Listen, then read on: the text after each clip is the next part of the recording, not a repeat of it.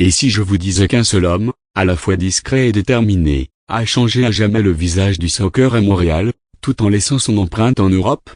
Aujourd'hui, découvrons ensemble Joey Saputo, un homme d'affaires au destin fascinant, un bâtisseur de passion, un meneur d'ombre devenu figure incontournable. Héritier d'une grande entreprise, il aurait pu se contenter de gérer l'empire familial. Mais il a choisi de créer le sien, dans un domaine inattendu, le sport, et plus précisément, le soccer. Ce que vous allez entendre est une histoire de cœur, d'ambition et de transformation. 1. Des racines industrielles solides. Né à Montréal le 25 septembre 1964, Joey Saputo grandit dans une famille d'entrepreneurs visionnaires. Son père, Lino Saputo, fonde Saputo Inc., une entreprise laitière devenue un géant de l'agroalimentaire à l'échelle mondiale. Mais Joey, lui, n'a pas toujours rêvé de soccer. Ce sport n'était même pas présent dans sa jeunesse. C'est à force de travail qu'il entre dans l'entreprise familiale en 1985, gravit les échelons jusqu'à présider la division américaine, et devient vice-président senior en 2004. Et pourtant, il ressent un appel ailleurs. Un projet fou commence à germer. Et il va tout quitter pour le réaliser. 2. Le miracle Impact, bâtir un club, changer une ville. En 1993, Joey fonde l'Impact de Montréal. Personne n'y croit vraiment. Le soccer professionnel à Montréal? Sérieusement? Mais Saputo ne doute pas. Il rêve plus grand. Il veut offrir un club à l'image de la ville, avec des racines profondes, une ambition forte, et un amour sincère du jeu. Il finance le stade Saputo, inauguré en 2008, puis agrandi en 2012. Il mise sur le talent local, développe une académie pour former les jeunes. Et surtout, il fait entrer le club dans la Major League Soccer en 2012, un exploit retentissant.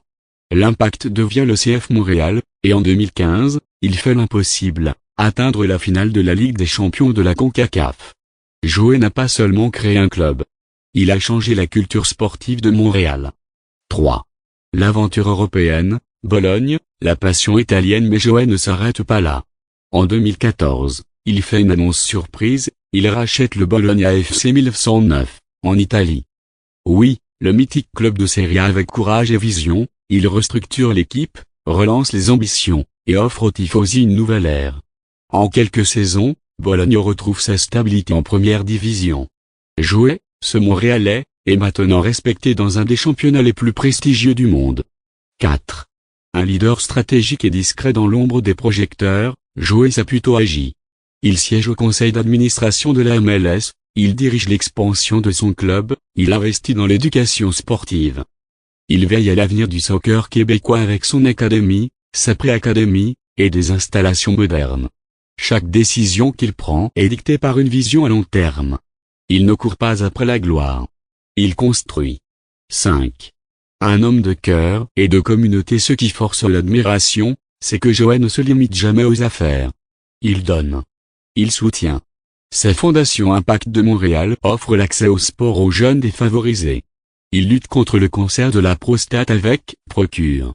Il s'investit dans la communauté italo-canadienne avec authenticité. Joey Saputo, c'est aussi un philanthrope engagé, fidèle à ses racines, tourné vers les autres.